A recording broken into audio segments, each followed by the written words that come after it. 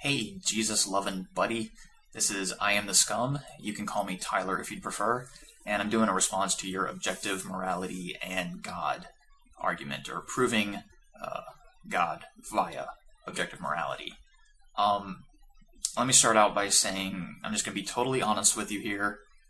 I'm doing this response because there was so much wrong with your video that I could not condense it into a single YouTube comment. I'm going to start out by saying that your definitions of objective and subjective are fine. I do not disagree with them at all. Now, I want to bring up the ruler analogy that you made earlier. I'm going to touch on that in a minute, but here's an analogy of my own. Here goes. According to my moral code, the worst thing a person can possibly do is invoke the name of Hitler in the course of making a YouTube video about morality. That's my moral code. Could we say that you have violated that code? Yes, certainly you have. Could we even say that you have objectively violated that code? And still, yes. Now, there is the fact that you didn't know what my moral code was before you made your video, but that's neither here nor there. Now, does that make you the worst person on earth because you violated this code? Well, no, because you think that my code is silly. You disagree with my code. Do you see where I'm going with this? Here's the thing. We each have our own moral code within us. The Bible professes a different one. And, pretty much all religions profess various moral codes. But the very fact that you disagree with one and agree with another doesn't mean that the one that you agree with is objectively true. Quite the opposite, in fact. The fact that you can disagree with it and you find such disagreements valid on various levels, that shows that it's subjective. I don't know why people try to use the word objective. They try to attach that word to their morality as though it makes it bigger and better, because objective things are superior to subjective things, right? No, that's a very silly, naive view. That's like saying that music is superior to roses. There's no comparison there between objective and subjective. And to say that one is superior to the other is a little bit childish. So what I'm getting at here is you start off your video by saying that murder, rape, and theft are wrong. Therefore, they're objectively wrong. I'm noticing a disconnect there. Where do you bridge the gap between you and I agree that these two things are wrong, therefore they're objectively wrong? We're just two guys on the internet. That doesn't amount to a hill of beans.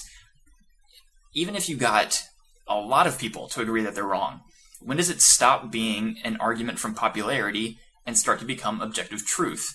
Hint, it never ever does, and it never ever will.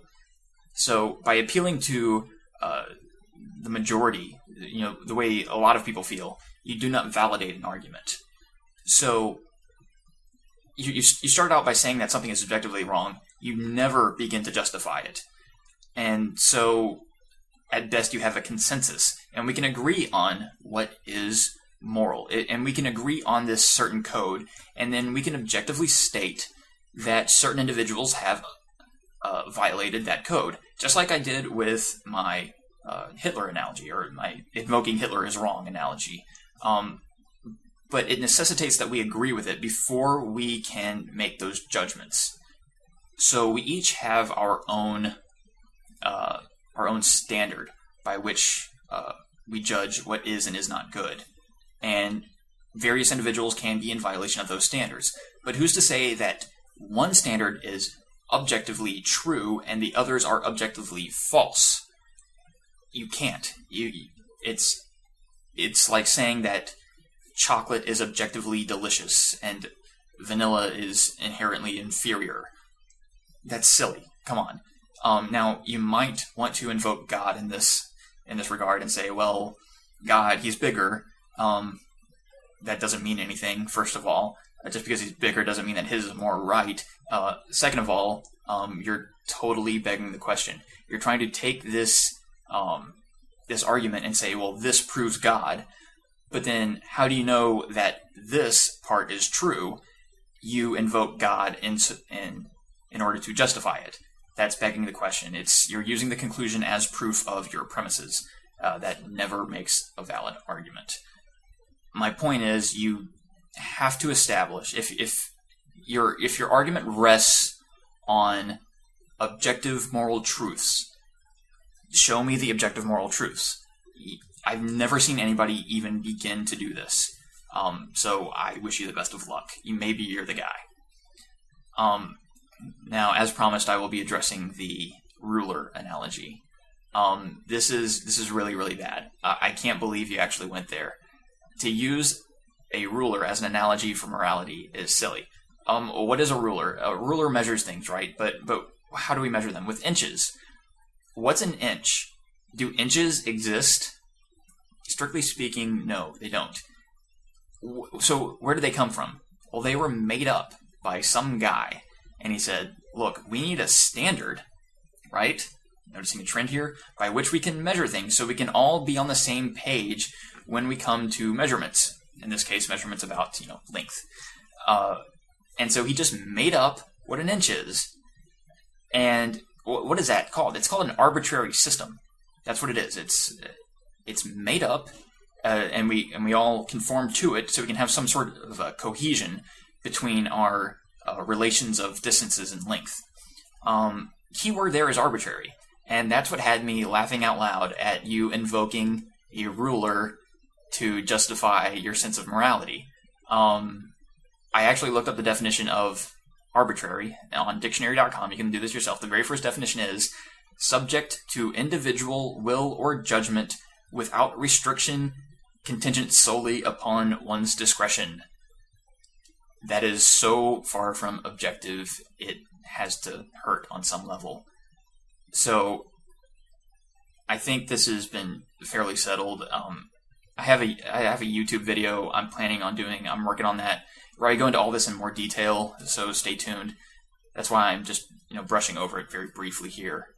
I want to respond to the little challenge you laid out at the end. Why should we act morally, or why is life precious, or why should it be valued, etc., etc. I'm going to use a very simple analogy here. Not really an analogy. It is that we can take a look at the society that we would prefer to live in. And most of us would agree that we would prefer to live in a society where there is no theft, there is no stealing, there is no rape, there is no murder, etc. Now, again, this is a subjective sense of morality, but that doesn't matter. I'm not the one trying to prove God. So if we can agree that this is a superior society that we would want to live in, should we behave in a way that brings out that society? In other words, should individuals conform to that rule? Yes, they should. After all, a society of thieves will not be a society in which nothing is stolen, right? Right. So how many people... Now, that's a society as a whole. If we want to relate this to the individual level, why should I live this way? Well, let's use this hypothetical society once again. How many people should be exempt from this rule? Well, none. That means not me. That applies to everybody. So that's one of the many ways of taking a secular look at morality. And my final closing thought would be that Adam Sandler is Jewish, not a Christian. Just wanted to get that one out of the way.